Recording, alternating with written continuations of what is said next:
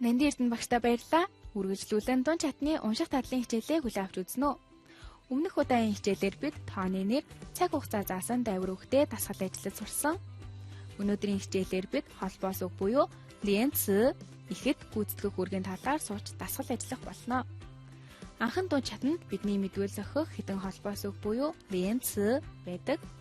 Тэдгээрээс дурдвал因为яагаад гэвэл 所以тийм учраас 虽然 боловч гэвч 而且 мөн дээр нь 然后 дараа нь 如果 хэрэв 一边 ингээ 或者 эсвэл 还是 ахиад өнөөдөр хамтдаа эдгээр холбоос үг орсон дасгалыг ажиллах болно.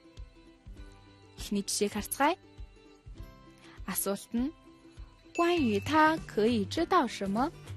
Түүний тухай юу мэдэж болох вэ? Эхийг уншицгаая. 这周五晚上公司要举行新年晚会，因为我比去年胖了，所以我打算买新的裙子。明天你有空的话，我们一起去买。Эхийг орчуулбал Баасан гарагийн орой байгууллагаас шинэ жилийн үзлэг зохиож байгаа. Би түрүү жилээсээ таргалсан учраас шинэ дайсан завхаар төлөвлөж байна. Маргааш чамайг завтаа бол хамт явж дайсан худалдаж авъя. Хариултыг харцгаая. A. 去年很胖. түрүү жил тарган байсан. B. 不参加晚会. үтчлэгт оролцохгүй. C. 要买裙子. дайсан худалдаж авна. Ихэд 因为 所以 буюу учир шалтгаан үр дагаврыг заасан холбоос үг байна. 因为我比去年胖了，所以我打算买新的裙子. Би түрүү жилээсээ таргалсан учраас шинэ дайсан авахаар төлөвлөж байна гэж гарсан тул зөв хариулт нь C хөлбөр байна. Дараагийн жишээг харцгаая. Асуулт нь 关于张敏校长可以知道什么? Жаман захирлын тухай юу мэдэж болох вэ? Эхийг уншицгаая. 张敏校长虽然70多岁了，但看起来一点都不像。很多人都觉得他只有50来岁。他告诉我们，要想年轻，有2点很重要。第一，要少生气；第二，要多锻炼. Жамяан захирал хэдийгээр 70 гаруй настайч тэгж харагддаггүй. Ихэнх хүмүүс түүнийг 50 гаруй настай гэж боддог. Тэр бидэнд залуу байхыг хүсвэл 2 зүйлийг анхаарах хэрэгтэй гэж хэлдэг. Нэгдүгээр бага уурал, хоёрдугаар дасгал сайн хий. Хариултуудыг харцгаая. A 50 岁 50 настай, B 70 岁 70 настай, C 70岁多 70 гаруй настай. Ихэд 虽然 боловч гэсэн утгатай холбоос үг орсон байна. 虽然70多岁了 хэдийгээр 70 гаруй настай гэж дурддагдсан тул зөв хариулт нь C хөлбөр байна. Дараагийн жишээг харцгаая. Асуултыг эхлээд уншъя. 使他觉得满意的是 түүнийг тааламжтай байлгадаг зүйл нь. Эхийг хамтдаа уншъя. 我对这儿很满意，虽然没有花园，但是离河边很近。虽然冬天天气很冷，但是空气新鲜，而且房间里一点也不冷。Эхийг орчуулбал би энд их сэтгэл хангалуун байгаа. Хэдийгээр цэцэрлэгт хүрээлэнгүй ч голтойгоо ойрхон. Хэдий өвөл цаг агаар хүйтэнч цэнгэг агаартай, дээр нь өрөөнд огтхонч хүйтэн бишээ. Хариултыг харцгаая. A 没有花园 цэцэрлэгт хүрээлэнгүй. B 房间很大 өрөө том. C 房间不冷 өрөө хүйтэн биш. Энэ ихэд 虽然 хэдийгээр 但是 гэвч 而且 мөн дээр нь гэх мэт олон холбоос үг орсон байгааг анзаараарай. 虽然 但是 гэдэг нь 转折关系 буюу эргэх харьцаа. 不但而且 гэдэг нь 递进关系буюу ахих харьцааг илэрхийлнэ. Сонголт бүхий хариултуудаас C хэлбэр буюу ихэд 而且房间里一点也不冷 гэж дурддагдсан хариулт нь зөв байна. Дараагийн жишээг харцгаая. Асуултыг ихтэй уншия. 那块表 тэр цаг яасан бэ? Ихийг уншия. 今天我想早点回家，看了看表才5点，过了一会儿再看表还是5点，我才发现我的手表不走了。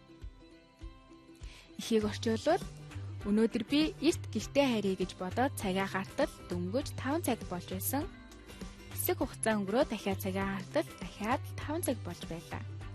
Тэгэхэд би бугуун цагаа явахгүй болсныг мэдсэн. Хариултыг харцгаая. A 不是他的 түүнийх биш. B 今天早上买的 өнөө өглөө авсан. C 不走了 явахгүй болсон. Зөв хариулт нь C хэлбэр байна. Энэ ихийн бид хайшир гэдэг үгийг анзаарч болох нэ. Дараагийн нэгэн хөгжилтэй тасгалыг хамтдаа ажиллая. Асуултаа уншицгаая. 那个人因为什么每天跑步? Тэр хүн юунаас болж өдөр бүр гүйдэг вэ? Ихийг уншицгаая. 医生对一个很胖的人说 如果他每天跑8公里，跑300天，差不多就能减34公斤。300天后，医生接到那个人的电话，说他已经减了34公斤，但他因此也有了个难题。什么难题？医生问。那个人说：“我现在已经离家2400公里了。” Ихийг орчуулбал эмч нэгэн тархан хүнд хэрэг түүнийг өдөрт 8 км-ээр 300 өдөр гүйвэл бараг 34 кг хасна гэж хэлжээ. 300 өдрийн дараа эмч түүнтэй ярихад тэр 34 кг хассан. Гэвч нэг асуудал гараад байна гэжээ. Ямар асуудал хэмээн эмчийг асуухад тэр хариуд нь одоо гэрээсээ 2400 км хол байна гэжээ. A 太胖了 дэндүү тархан. B 想解决问题 асуудлыг шийдэхийн тулд. C 想和医生见面 эмчтэй уулзахын тулд. Зөв хариулт нь мэдээж A хэлбэр байна. Та бүхэн энэ ихээс 如果 буюу хэрвээ гэдэг үгийг анзаарч байна. Та бүхэн дараах тасгалыг биедан хийгээрэй. 下班后在路上遇到一个高中朋友，好久没见面，所以在公司旁边那个餐厅坐了坐，一边吃晚餐，一边说了些过去的事。问：根据这段话可以知道什么 ？A. 下班后他回到家了。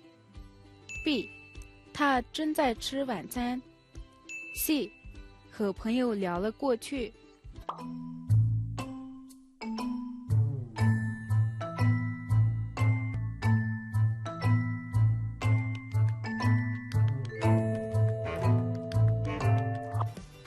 хийж хариугаа шалгацгаая. 根据这段话可以知道什么? Энэ ихээс юуг мэдэж болох вэ? Ихийг орчуулбал ажил таарсны дараа замдаа 10 жилийнхээ найзтай таарсан. Удаан уулзаагүй тул байгууллагын хажуу талын зоогийн газар сууж оройн зоог бариангаа үрдэн явдлаа ярьсан. Хариултыг харцгаая. A. 下班后他回到家了. Ажлаа тараад гэртээ харьсан. B. 他正在吃晚餐. Одоо найзтайгаа оройн зоог барьж байгаа. C. 和朋友聊了过去. Найзтайгаа өнгөрснийг ярьсан. Зөв хариулт нь сүүлийн хөлбөр байна. Тухайн ихээс та ибэн гэдэг холбоогийг анзаарч олно. Нэг дор хоёр үйлдэлийг хийж байгаа гэлтгэх тэгнгээ ингэнгээ гэсэн утгатай үг байна. Үзэгчдээ өнөөдрийн хичээлээр бид холбоос үг буюу ленц орсон дасгал ажиллалаа. Дараагийн хичээлээр бид эхийн холбоо үг буюу гуан ленцийг ажиглан олох талаар сурах болно. Хятад хэлний дунд чатны хичээл үгээр өндөрлөж байна. Дараагийн хичээлээр дахин уулзлаа. Түр баяртай. 再见。